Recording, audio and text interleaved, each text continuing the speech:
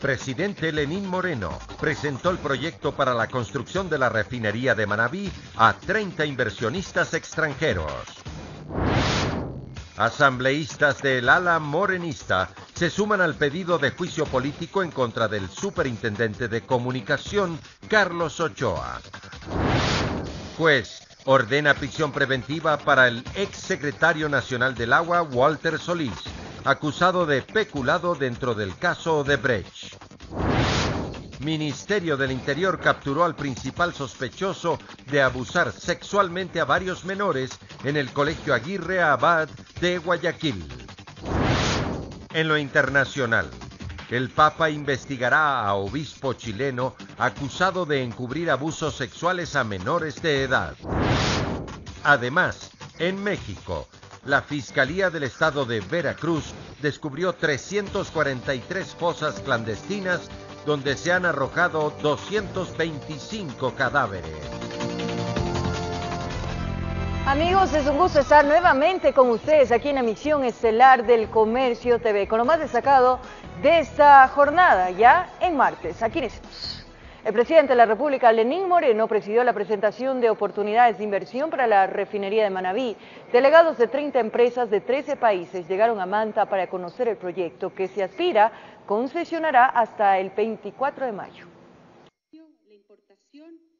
Representantes de 30 empresas de 13 países llegaron a Manta para conocer oportunidades de inversión para la construcción de la refinería de Manabí.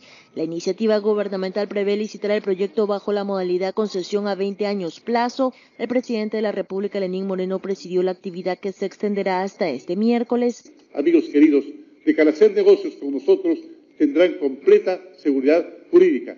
Aquí la corrupción no está permitida.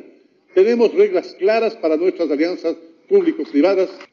Delegados de empresas ligadas al sector energético y de inversión de países como China, Estados Unidos, Japón, Rusia, entre otros, sobrevolaron el área donde se levantará el complejo petroquímico. Es un proyecto de gran envergadura y diría yo que en este momento es uno de los más grandes de Latinoamérica, ¿no? Y realmente eso es muy atractivo. El proyecto contempla una planta con capacidad para procesar 300.000 barriles de crudo por día.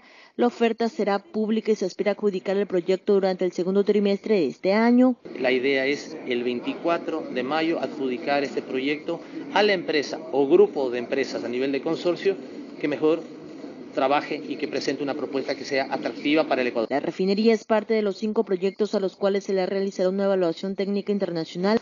Para el gobierno nacional es fundamental generar un clima de negocios favorable que brinde confianza a los inversionistas de este y otros proyectos estratégicos. Durante su agenda de actividades, el presidente Lenín Moreno recorrió la zona cero, luego en San Mateo se reunió con pescadores artesanales de Manabí y Esmeraldas. Que se va a hacer realidad a partir de este año. La refinería no del Pacífico, porque eso me suena a deshonestidad, me suena a irresponsabilidad. La refinería de Manabí. Allí también se firmó un convenio para reconstruir el estadio Jocay de Manta, afectado por el terremoto del pasado 16 de abril. De reconstruir el graderío faltante y el asentamiento del estadio Jocay. Con cámaras, Eduardo García desde Manta, provincia de Manabí, informó Wendy Delgado. Sí, es una granada, una bomba de ahí de la policía que se estaba ahí.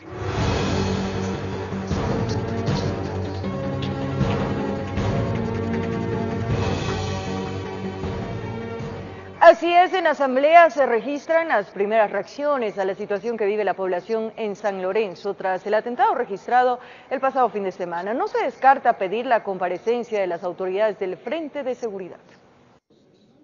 En la asamblea se registran las primeras reacciones tras el atentado registrado en San Lorenzo el pasado fin de semana. Desde acá se analiza la posibilidad de hacer un llamado a comparecer a las autoridades del sector de seguridad. No puedo entender cómo el Ministerio del Interior, la SENAIN y todos los organismos e instituciones del Estado que tienen que salvaguardar estos temas no hayan conocido, y si no conocieron, ¿por qué no activaron los mecanismos correspondientes para evitar estos temas? Preocupa en la asamblea que equipos de seguridad e inteligencia hayan tenido conocimiento de estas amenazas y que no se haya actuado a tiempo, afirman. De la SENAIN, que se preocupa por investigar a los políticos, a los adversarios y no cumplir el rol, llegar todos los nexos que podría tener este tipo de organizaciones para afectar la dignidad y la seguridad de los ecuatorianos. La SENAIN está sujeta al control político de la Asamblea.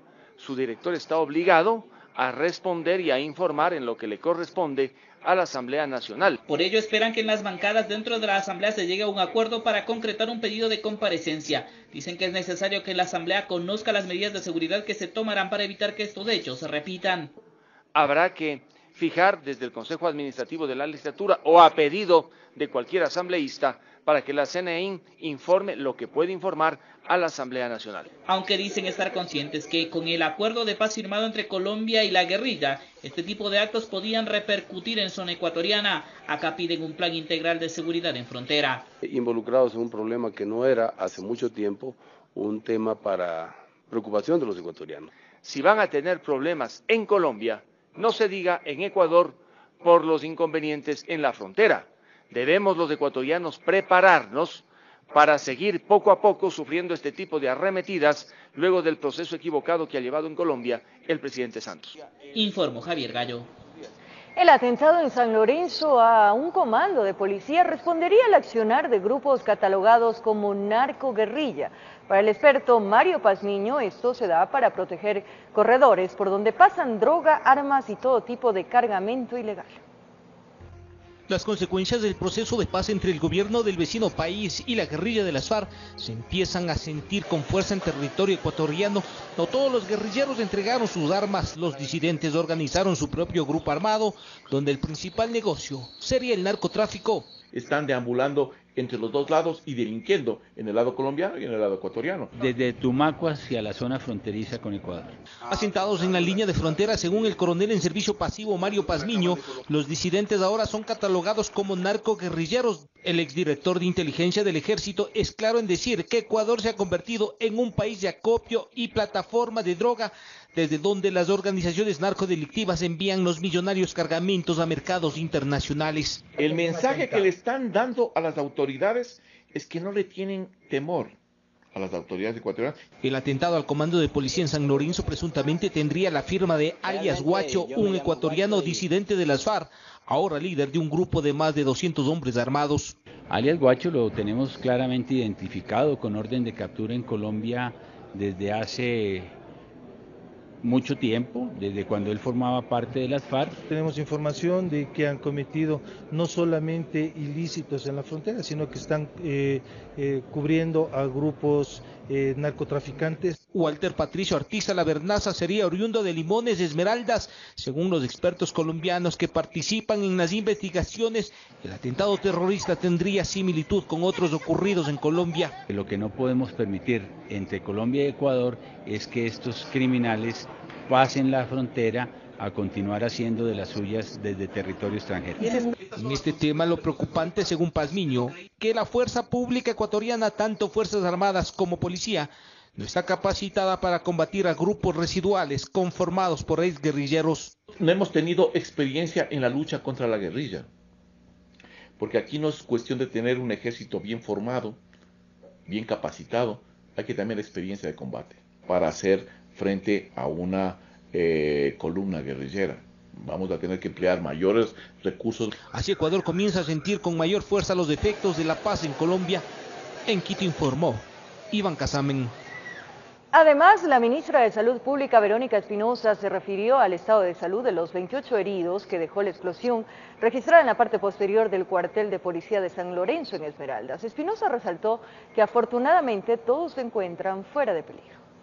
El tipo de heridas fueron contusiones, politraumatismos, heridas profundas, abrasiones y laceraciones superficiales.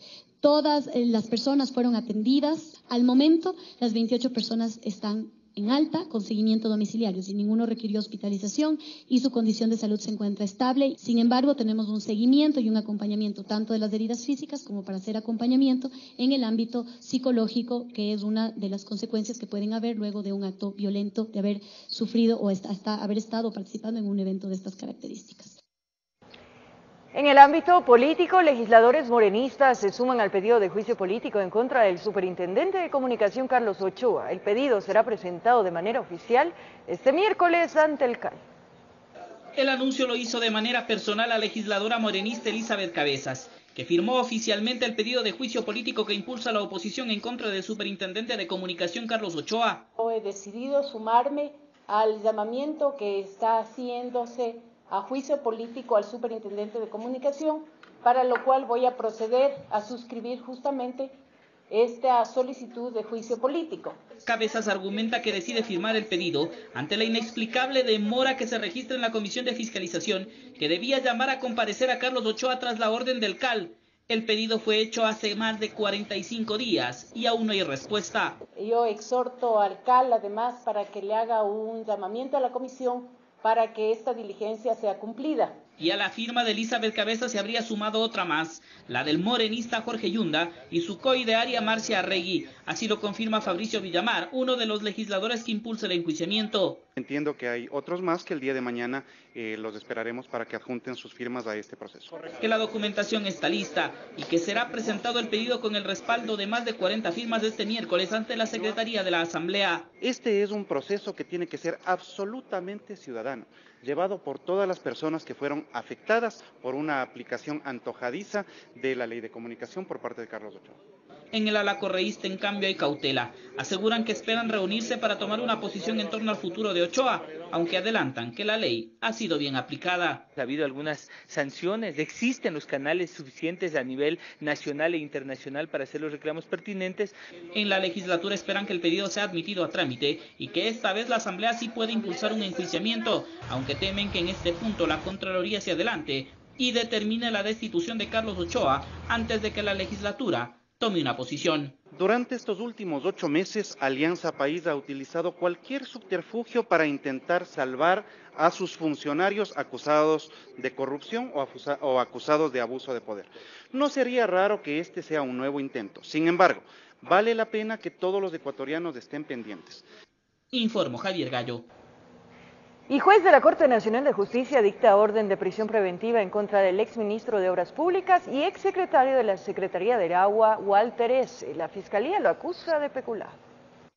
Sobre el exministro de Obras Públicas y exsecretario de la Secretaría del Agua, Senagua, Walter S., pesa una orden de detención desde hace 7 meses. A esta se suma la prisión preventiva a la cual dio paso el juez de Garantías Penales de la Corte Nacional de Justicia, Luis Enríquez, este martes, tras el pedido del fiscal general del Estado, Carlos Vaca, por el supuesto delito de peculado. Se desconoce el paradero del exfuncionario. Fue un acta transaccional que inicialmente se suscribe por un monto de $8.100.000 aproximadamente, y de esos $8.100.000 se llegan a pagar efectivamente $2.450.000, con un procedimiento que ha sido observado tanto por la Contraloría como también ha sido observado por parte de la Fiscalía como un procedimiento irregular que perjudicó a los intereses del Estado. El fiscal Vaca, en audiencia de formulación de cargos, sustentó la acusación a la cual también vinculó a Marco R., quien se desempeñaba como coordinador de Senagua, Ninfa O., ex jueza de la niñez de Manabí, Cristóbal M., también ex juez, y el abogado Jorge M. Dinero que, al haber sido solicitado para el pago de una acta de transacción, termina siendo entregado a abogados particulares, a un abogado particular. La instrucción fiscal durará 90 días. Además, como medida cautelar, se dispuso prohibición de enajenar bienes inmuebles e inmovilización de fondos y activos. La defensa del exsecretario de Estado no está de acuerdo con lo dispuesto por la Corte Nacional de Justicia. ¿Ahora se va a entregar él? Insiste, a ver, por favor, sería un absurdo, ya que no existen los requisitos o medios idóneos constitucionales. ¿Y dónde está? Por favor, hoy se dejó establecido que su domicilio actual, y se entregó prueba de ellos, de que sigue manteniendo relaciones laborales en el país. El abogado del ex juez se sumó a las críticas por la prisión preventiva en base a 3 hechos. En el informe de la Contraloría no aparece el nombre de Cristóbal Macías. Segundo, que en el informe de la Unidad de Análisis Financiero tampoco aparecen movimientos irregulares de Cristóbal Macías en su calidad de juez. Y tercero, que él, por este proceso, fue sometido ya a un proceso de juzgamiento en la provincia de Manabí, del cual fue ya sobreseído por el fuero de Corte Provincial. El supuesto peculado se habría dado a raíz de la construcción de una planta de tratamiento en Manabí, informó Héctor Romero. Ahora les contamos que la falta de algunos documentos sería el motivo por el cual no se ha podido concretar la extradición del excontralor del Estado, Carlos Pollitt. Así lo confirmó la presidenta de la Corte Nacional de Justicia, Paulina Aguirre. Pollitt está involucrado en los hechos de corrupción de la brasilera Odebrecht. Es la primera comparecencia ante los medios de comunicación de Paulina Aguirre, presidenta de la Corte Nacional de Justicia. Lo hizo para dar a conocer datos preliminares. Tenemos ingresadas 299 extradiciones activas, resueltas 284, en trámite se encuentran 15. Entre estas últimas se encuentra la del ex contralor Carlos Polit, quien al estar prófugo no ha podido ser sentenciado por el delito de asociación ilícita en el caso Odebrecht, quien sí fue condenado a 6 años de pena privativa de la libertad. Es del ex vicepresidente Jorge Glass. Entiendo que la del señor Carlos Polit, falta alguna documentación en la petición, un dato general el que tengo, voy a revisar el expediente y les informaré cuando tenga los datos necesarios. La flamante funcionaria tiene pocos días de haber asumido el cargo. De ahí, dice estar poniéndose al tanto de todos los procesos que reposan en la Corte Nacional de Justicia. En cuanto al resorteo de causas, se ha preparado una resolución que la trataremos en un pleno especial el día de mañana, pero en principio se van a resortear las causas, se está planteando resortear las causas de los jueces salientes a los jueces entrantes. Informó Héctor Romero.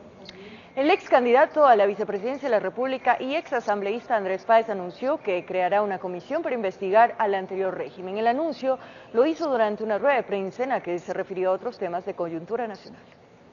Que, por cierto, no se contradice con la comisión. Acompañado de coidearios y dirigentes políticos del Guayas, Andrés Páez anunció que conformará, junto con Fernando Villavicencio, una denominada Comisión de la Verdad para investigar los 10 años del correísmo.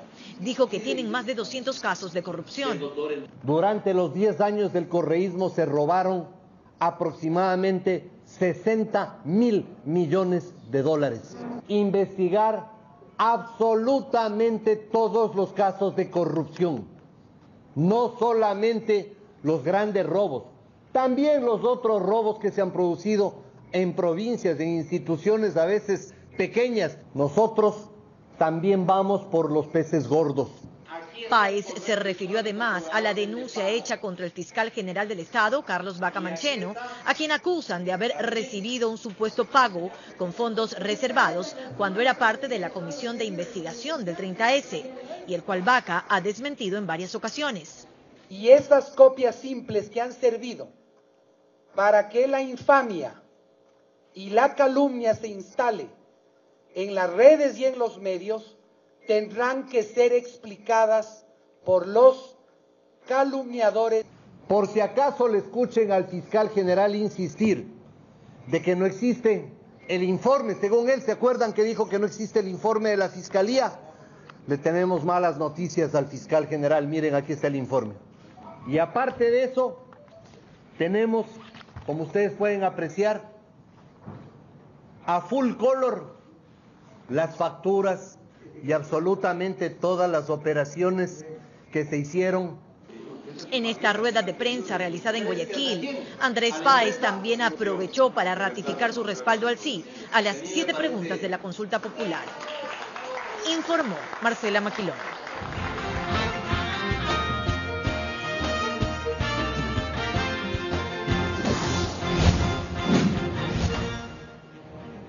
La Corporación Participación Ciudadana desarrolló su 5º y último conversatorio en una universidad para impulsar un voto responsable el próximo 4 de febrero.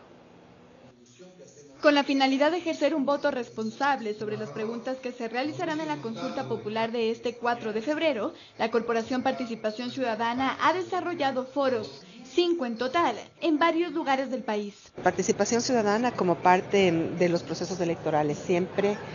Nosotros llevamos adelante una campaña que se denomina Voto Responsable. Una de las preocupaciones tradicionales de PC ha sido el generar la conciencia suficiente en los ciudadanos para que ejerzan un voto informado. La universidad privada fue el lugar donde se desarrolló el último conversatorio. Porque una de las razones de esa consulta y la razón de ser, digamos, de consultar al pueblo es de que sea un voto razonado, y la mejor manera de razonar el voto es teniendo buena información. Los participantes de ahí tuvieron la opción de preguntar tanto de manera presencial como online. Estamos muy contentos de poder organizar un espacio para informar a la ciudadanía y a la comunidad universitaria especialmente sobre las preguntas y el futuro del país. Pero esta vez fueron 3 las preguntas que se analizaron. La primera es el tema de la reelección indefinida. La segunda es el tema de la muerte civil en casos de corrupción.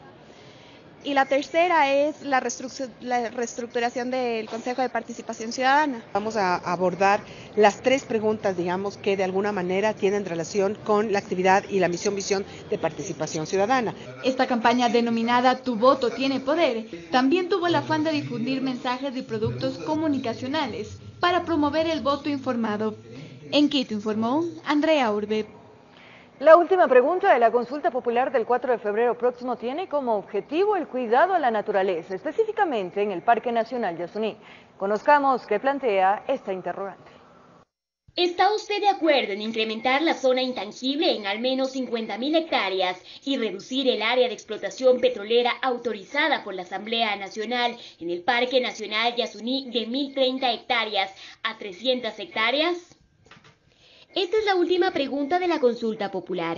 Con ella se busca proteger la naturaleza, especialmente el Yasuní, una de las zonas más biodiversas del mundo, ubicada en las provincias Orellana y Pastaza en la Amazonía.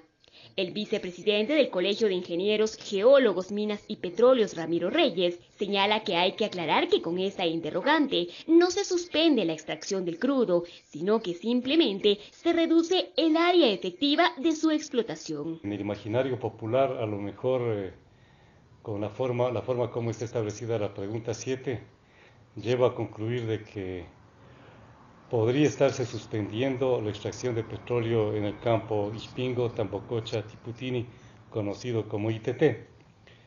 Pero no ocurre eso. Lo único que está haciendo es reducir de 1.030 hectáreas a 300 hectáreas el área efectiva de explotación. Una pregunta que tiene dos aristas importantes. La primera, incrementar la zona intangible en al menos 50.000 hectáreas. ¿A quiénes beneficia y qué implica esto? Es la zona que puso el Estado, delimitó el Estado para que ahí no haya explotación petrolera, para salvar y proteger la vida de los pueblos en aislamiento voluntario. Para que ellos puedan continuar con su vida, que no son gente que está bajo la égida del Estado y gente que obtiene sus recursos de la dinámica que la selva tiene durante un año. La segunda se refiere a la reducción del área de explotación petrolera de 1.030 hectáreas a 300 hectáreas. Como Yasunidos somos muy críticos con la pregunta a la vez. La pregunta habla de una reducción de hectáreas, pero no se dice exactamente en qué parte, ¿no? En qué parte del bloque 46. Y según estudios de los geógrafos críticos del Ecuador, estas hectáreas que aprobó la Asamblea para explotar el Yasuní ya se rebasaron incluso, ¿no? Entonces, si gana esta pregunta, con el tema de las hectáreas, de la reducción de hectáreas, la explotación del Yasuní se debería de parar inmediatamente, ¿no? Se mantiene el criterio de que se extraiga petróleo de la zona norte del campo, del área Ispingo, que se encuentra en la zona de transición, y solamente evita que se extraiga petróleo de la porción sur del área Ispingo, que ya ingresa en la zona intangible. A esta pregunta se adhiere una justificación en la que señala que el nuevo modelo económico no es extractivista, sino que es parte de una cosmovisión indígena que se sustenta en el buen vivir, un modelo que implica el reconocimiento de otros derechos como el de la naturaleza. En Quito informó Adriana Rojas. A través de un comunicado, la Presidencia de la República anunció que acepta la renuncia de Javier Córdoba, quien deja el Ministerio de Minería luego de 3 años de ejercer dicho cargo.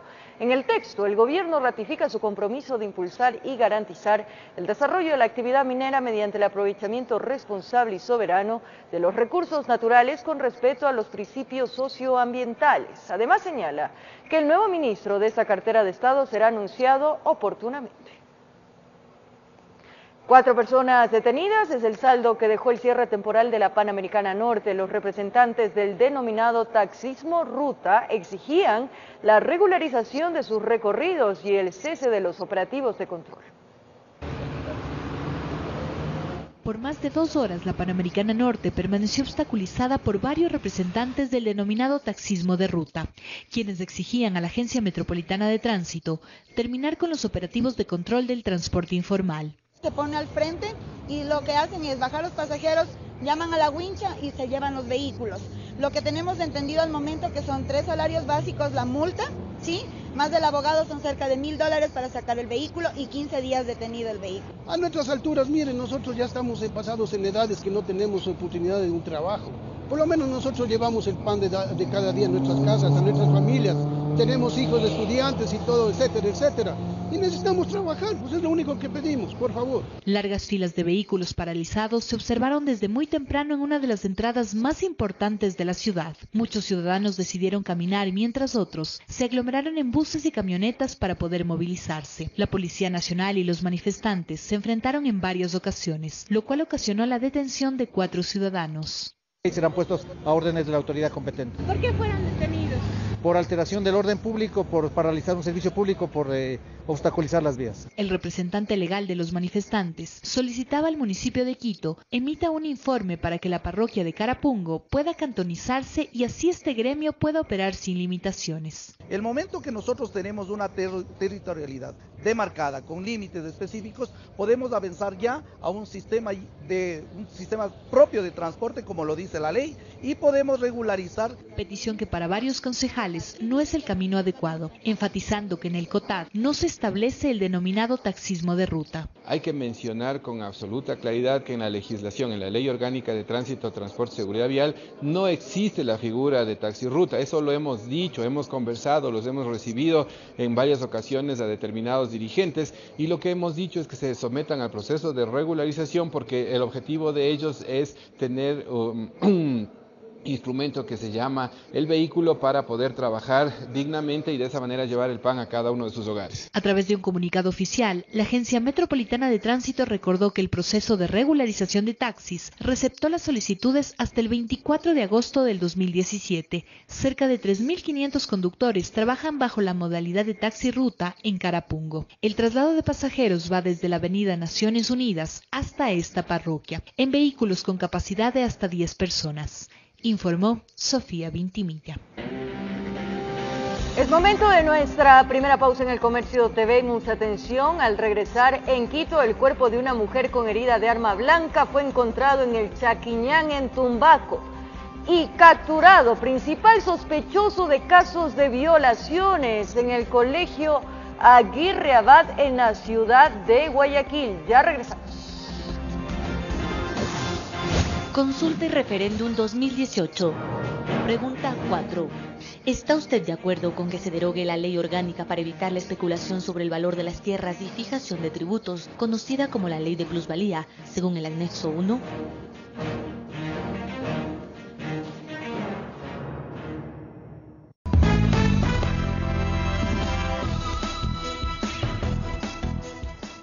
Es un placer, amigos, seguir con ustedes aquí en el Comercio TV. Regresamos con más y como lo anunciamos, un nuevo caso de presunto femicidio se registró en Tumbaco, al suroriente de Quito. Una mujer sin vida de aproximadamente 40 años fue abandonada en un sendero y presentaba una herida de arma blanca. Autoridades están tras la pista del supuesto autor del crimen. El macabro hallazgo se produjo cuando los primeros rayos del sol apartaron la fría noche que se llevó consigo la vida de una mujer de aproximadamente 40 años. Y es que moradores del sector, mientras se dirigían a sus labores cotidianas, se llevaron el susto de sus vidas. La Policía Nacional era alertada sobre la localización y ubicación de un cuerpo sin vida de sexo femenino en un costado del Chaquiñán. Ocurrió en el sector de Churoloma, en Tumbaco, al suroriente de Quito. Al lugar llegaron agentes de la Dirección Nacional de Delitos contra la Vida, DINASED y Criminalística, quienes realizaron las primeras investigaciones. De acuerdo al examen externo preliminar, tiene una herida punzocortante a la altura del abdomen. Según las primeras pericias, a través de un análisis de las llamadas telefónicas, mensajes del celular de la víctima, así como un acercamiento con sus familiares, agentes presumen que se trataría de un femicidio. Las unidades de investigación, las unidades de inteligencia están trabajando sobre la ubicación del victimario. Peritos además descartaron que el asesinato de la mujer se haya producido en el lugar donde fue hallada. Al parecer, el cuerpo fue dejado en la ruta del Chaquiñán, aproximadamente con una rigidez cadavérica de aproximadamente unas 5 horas. Le vinieron a botar acá a la señora, le han matado, creo que es del otro barrio vecino de Coyaquil. La señora no es de ahí, sino que vive por ahí. En medio de la consternación de los moradores y curiosos, el cuerpo fue levantado por medicina legal y trasladado hasta la morgue. La autopsia de ley determinará las causas de su muerte. Es primera vez, no estamos asustados, es primera vez, es bien segura, la policía hace rondas, la gente viene a caminar. Me sorprende porque nunca he pasado por aquí en esta ciclovía, nunca he pasado. Que no se alarmen, el hecho no se suscitó aquí en la ruta del Chaquiñán, el hecho se suscitó en otro lado. En Quito informó Adriana Rojas. Una persona murió y otras 2 resultaron gravemente heridas en un accidente de tránsito registrado en la vía Papayacta. El chofer de esta camioneta, que quedó reducida a escombros, es la víctima mortal del siniestro vial que se registró en el kilómetro 13 en la vía Papayacta. Además del deceso, 2 personas más que iban a bordo del automotor resultaron heridas de gravedad. Las personas se encontraban atrapadas en el interior. Se procede a realizar técnicas de explicación vehicular y para descarcelar a la persona, principalmente a la persona que se encontraba fallecida. Posterior a eso se deja a recaudo de Policía Nacional para que realice su labor pertinente. El incidente se produjo cuando la camioneta doble cabina que venía desde el oriente se impactó contra un camión. 2 vehículos, un vehículo tipo camioneta y un vehículo tipo furgón. El conductor del vehículo tipo furgón ha abandonado el lugar y lamentablemente el fallecimiento del señor conductor del vehículo tipo camioneta. Una de las hipótesis que manejan los investigadores apunta a que el conductor de la camioneta se habría quedado dormido mientras conducía. Informó Carolina Basante. Javier M., ex profesor de la Unidad Educativa Réplica Aguirre Abad de Guayaquil, quien fue acusado de presuntamente haber abusado de menores de edad, fue detenido por la Policía Nacional. Tras una ardua labor de inteligencia del Ministerio del Interior y de la Policía Nacional, se detuvo a Javier M., procesado en el presunto delito de abuso sexual a menores de la Unidad Educativa Réplica Aguirre Abad en Guayaquil. Alrededor del mediodía, contando con la respectiva orden de allanamiento, se ingresa a un inmueble y luego de generar el registro respectivo, es detenido el ciudadano requerido por la justicia ecuatoriana por el delito de violación. La detención se habría realizado la tarde del martes 30 de enero en el sector de Puerto Lisa, en un suburbio de Guayaquil. Él habría estado escondido en la casa de un familiar. El señor ha sido una persona que está vinculada a un proceso por tratarse de un presunto agresor de tipo sexual. El individuo estaba prófugo de la justicia desde octubre del 2017, cuando padres de familia denunciaron que sus hijos habrían sido víctimas de abuso sexual por parte de este ex profesor que laboraba en la entidad educativa. Que la etapa de inscripción fiscal está por terminar la próxima semana. La presencia de esta persona, que ha sido traído a manos de la justicia, permite que la misma sea llevada a juicio. A decir de las autoridades, el plan implementado por el Ministerio del Interior, denominado Mega Fortaleza 3, ha tenido resultados positivos. Permitió la captura de 160 personas vinculadas a delitos sexuales como violación, abuso sexual, violencia de género. Así también el viceministro del Interior, Andrés de la Vega, dio a conocer que se capturaron 2 individuos más que estarían implicados también en cometimientos de delitos sexuales en contra de menores de edad. El señor Rolando Javier MB contaba ya con una sentencia condenatoria por delito de agresión sexual, un hecho suscitado en el año 2014. Washington Julio PS ha sido una persona, en cambio, que se dispuso una medida de prisión preventiva. El pasado 4 de enero, los menores de edad presuntamente afectados dieron su testimonio en la Cámara de Gesell.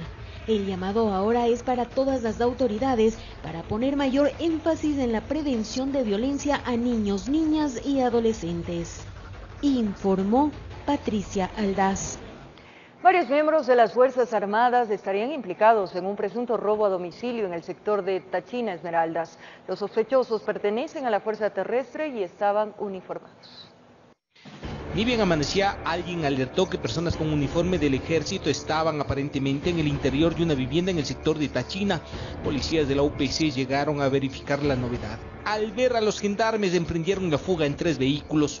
Se nos estaba incrementando el robo a domicilios, pero con una modalidad de asalto y robo, inclusive utilizando la violencia, pero utilizando armas de fuego y presumiblemente podrían ser funcionarios de servidores públicos. Otras unidades fueron alertadas, cercaron las calles y 2 autos fueron alcanzados. Para sorpresa, los ocupantes llevaban uniforme militar. 3 de los sospechosos tenían el grado de sargento y otro de cabo, uniformados en servicio activo. Un quinto era civil. Existiría la presunción que esta organización podría haber dado ya otros golpes aquí en Esmeraldas. Además de estar uniformados, en los vehículos encontraron prendas de dotación militar, además de 3 pistolas, supuestamente armamento de dotación y un revólver. Horas después, las investigaciones permitieron detener a un policía, quien también sería parte de la supuesta organización delictiva, y un miembro de la FAE, sumando así 7 los sospechosos capturados. 5 de ellos son miembros de diferentes ramas de Fuerzas Armadas en servicio activo. También existe una persona civil y otro también servidor policial que están siendo investigados. Al respecto, el ejército ecuatoriano mediante comunicado señaló que la institución lamenta sobremanera lo sucedido y afirma su compromiso de brindar todas las facilidades y el apoyo necesario al sistema de justicia y a la fiscalía durante el proceso investigativo. Considera el caso como un hecho aislado y que el ejército, sobre la base del dictamen, analizará medidas disciplinarias establecidas en los reglamentos internos. En Quito informó Iván Casamen. Una presunta organización dedicada al delito de abigeato y otros fue desarticulada en la operación Impacto 41. La banda estaba conformada por hombres y mujeres y varios de ellos con antecedentes.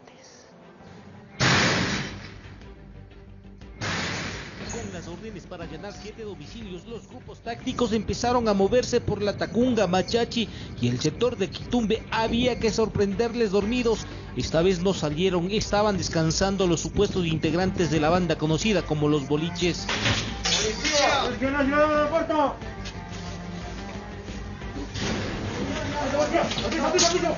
Los hombres y mujeres de la presunta organización serían los responsables de una serie de robos de vacas, borregos, maquinaria agrícola. Cuando había cómo se dedicaban a desmantelar autopartes de vehículos, agentes de la Unidad de Inteligencia contra el Abigeato le siguieron los movimientos por 3 meses. Durante las investigaciones nos dimos cuenta de que esta banda no solamente se dedicaba al abigeato, sino también al robo a domicilios, robo a personas y robo a vehículos. Como ustedes pueden apreciar, hemos encontrado evidencia respecto de eso. Los dirigidos por alias Piolín, también capturado, serían los responsables del robo a una hacienda ubicada en la provincia de Cotopaxi, de donde se llevaron 180 borregos, maquinaria agrícola y dinero en efectivo. El tema de abigeato es un poco complicado porque ustedes conocerán, los animalitos ya son faenados, otros son vendidos. Es mucho más complicado determinar la evidencia, por lo que nuestra operación en este momento ha sido por el delito de asociación ilícita. En las casas allanadas encontraron supuestas evidencias de los atracos como semovientes. Además incautaron vehículos, motocicletas y aparecieron partes de automotores desmantelados. Existe evidencia de 7 vehículos, un sinnúmero de partes y piezas de vehículos, al igual que dispositivos electrónicos como celulares y televisores. 7 detenidos, la mayoría con antecedentes, en un impacto más de la Policía Judicial. En Quito informó Iván Casamen. En un sector del Puyo, en Pastaza, 11 niños menores de edad fueron rescatados por personal de la DINAPEN por encontrarse viviendo en situaciones precarias junto a su madre. Ellos fueron internados en una casa de acogimiento. En un apartado sector rural, en la periferia de Puyo, en Pastaza, 11 menores fueron recuperados por efectivos de la Policía Especializada en Niños, Niñas y Adolescentes DINAPEN, luego de ser movilizados por el ECU 911, que recibió una alerta de la profesora de 4 de ellos que dejaron de asistir a clases. Son 2 semanas que no asistieron los niños Castillo Santi a la escuela, nos preocupamos. En el lugar se comprobó que el estado de vida de esa familia era paupérrimo, en condiciones de indigencia. Ocupaban un pequeño espacio que les ofrecía una precaria vivienda. Situaciones precarias, un lugar de difícil acceso. Muchos de ellos, ya de acuerdo a las entrevistas que realizamos, no estaban ni siquiera estudiando y hay que precautelar en este caso nosotros como DINAPEN el interés superior de los niños, niñas y adolescentes. Su madre solo habla el quichua y es viuda. Perdió a su marido hace más de un año. Su sustento dependía solo de lo que su pequeña parcela de cultivos lo abastecía. Hago un pedido especial a las autoridades del MIES en este caso para que se incluya en el programa de desarrollo humano a la señora, porque para por lo menos que se ayude en algo. La salud de los niños estaba quebrantada. Fueron llevados al Hospital General Puyo para que sean atendidos. Su vida transcurrirá en adelante en una casa de acogimiento. En este caso, por precautelar su integridad, tienen que ser ingresados en casas de acogimiento, por velar su integridad. La gestión por lograr ayuda de instituciones solidarias y humanitarias se inició de inmediato tras el objetivo de reunificarlos. Desde la provincia de Pastaza informó Carmita Argotti. En un afluente en Babahoyo, provincia de Los Ríos, fue hallado el cuerpo en estado de descomposición. Aparentemente presenta signos de tortura. Las autoridades investigan el caso. La curiosidad de varios habitantes de sectores cercanos a la cooperativa Santa Rita en Puerta Negra se encendió cuando sobre la margen derecha del río San Pablo observaron que entre lechuguines algo flotaba. Perros así, caballos que botan al agua. Y siempre pasan así, pues, y antes que quedó enganchado en un palo, y ahí se dieron cuenta que ya era un ser humano que estaba muerto. Tiene un machetazo en la cara y una puñalada en la barriga. El cuerpo de sexo masculino de más de 30 años estaba completamente desnudo. Tendría además varios signos de tortura y su muerte habría ocurrido entre 6 a 10 días atrás. Supuestamente indican que unos 10 días siquiera. Sí, de sexo masculino. La edad no se puede porque está desconocido el cadáver.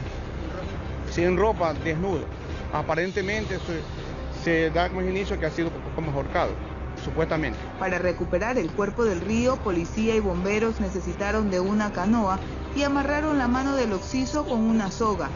En lo que vine fue que decían el logado, y me vine para que esté la curiosa. El cadáver sin identificar fue trasladado al Centro de Ciencias Forenses en Guayaquil, mientras la DINASED investiga la que hasta ahora es una misteriosa muerte. Desde Babahoyo, en Los Ríos, informó Odette Camacho. A 43 asciende el número de víctimas mortales en el país por influencia con 3 tipos de cepas. Esto mientras que 716 personas se encuentran contagiadas del virus. El Ministerio de Salud Pública indicó que es un brote estacionario y descartó que se trate de una pandemia. A 716 casos ascendió el número de personas contagiadas con la influenza en todas sus cepas.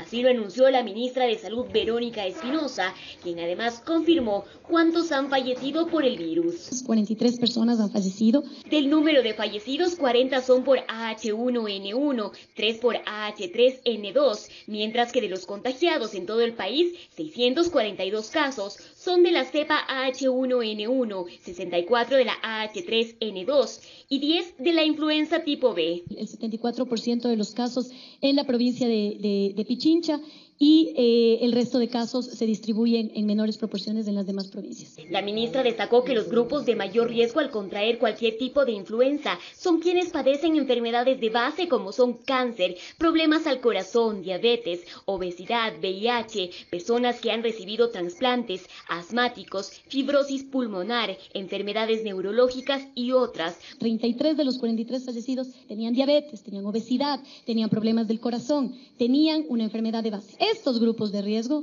deben vacunarse. Estos grupos de riesgo no deben automedicarse. Estos grupos de riesgo deben acudir apenas presenten síntomas a los servicios de salud, porque serán estos grupos de riesgo los que tienen una mayor probabilidad de fallecer. El resto de fallecidos, 3 fueron por el riesgo de edad, es decir, eran menores de 5 años o adultos mayores de 65, mientras que 7 personas más no se ha identificado si tenían enfermedades. Sin embargo, Espinosa destacó que pese al número de víctimas, el índice de mortalidad por influenza está por debajo del límite en comparación a años anteriores. De todos los casos que vimos los años anteriores, el 10% habían fallecido. Al momento vemos que la letalidad es del 6%. Esto significa que nuestros servicios de salud, las terapias intensivas, nuestros profesionales están haciendo lo que tienen que hacer. Culminó reiterando que este brote es un evento local esperado para la estación. No es un evento, hay una pandemia que están haciendo en el Ecuador, eso no es así, y por lo tanto no hay riesgo de diseminación a otros países, ni afectación al comercio, ni viajes internacionales. Es decir, esto no es un fenómeno que debe generar un pánico nacional. En Quito informó Adriana Rojas. Una nueva pausa en el Comercio TV y en las noticias del mundo. Mucha atención, el Papa Francisco toma decisiones y acciones por el caso de pedofilia del obispo Juan Barros en Chile. Además, en México, la Fiscalía del Estado de Veracruz reveló ante el Congreso que en esta localidad existen alrededor de 343 fosas clandestinas. Ya volvemos en breves minutos. Con las noticias del espectáculo nos despedimos, amigos. Gracias por la compañía, cariño y sintonía. Un abrazo grande.